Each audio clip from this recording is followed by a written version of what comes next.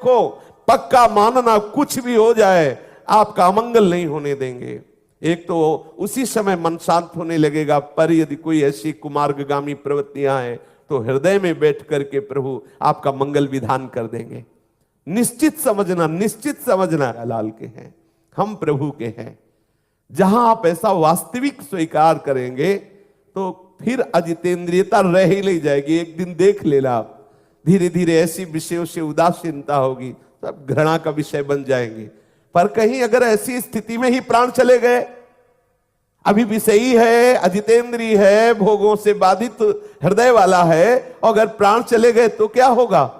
बोले प्रगल्भया भक्त्या, उसकी प्रतिपल जो भक्ति बढ़ने की चेष्टा थी उसी से उसे भगवत प्राप्ति हो जाएगी। उसी से तेषा महम समुद्धरता, उस समय प्रभु आएंगे और स्वयं उसका उद्धार कर देंगे।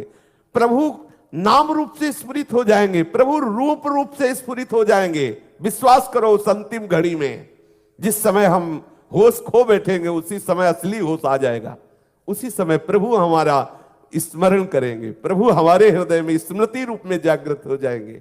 ये हम महापुरुषों की बात कह रहे हैं, उनसे सुनी हुई बात कह रहे हैं, और संत महापुरुष भगवान के एकांतिक वार्ता का रहस्य जानने वाले हैं कि जो अनन्य श्रद्धा से, अनन्य भाव से मेरा भजन करते हैं, मेरे संतों के संग से, मेरे भक्तों के संग से मेरी अनन्यता आती है, और मेरी अनन्य श्रद्धा से, अनन्य भक्ति से मैं स्वयं पकड़ में आ जाता हूं। जैसे मैया यशोदा जी लाला को पकड़ने के लिए दौड़ रही, नहीं पकड़ पाई। लाला ने जब पीछे देखा कि मैया की बेड़ी में गुथे हुए फूल गिर रहे हैं, पसीने से लथपथ हो रही, फिर भी वो मेरे को पकड़ना चाहती, तो आप पकड़ में आ गए, आप स्वयं पकड़ में आ गए।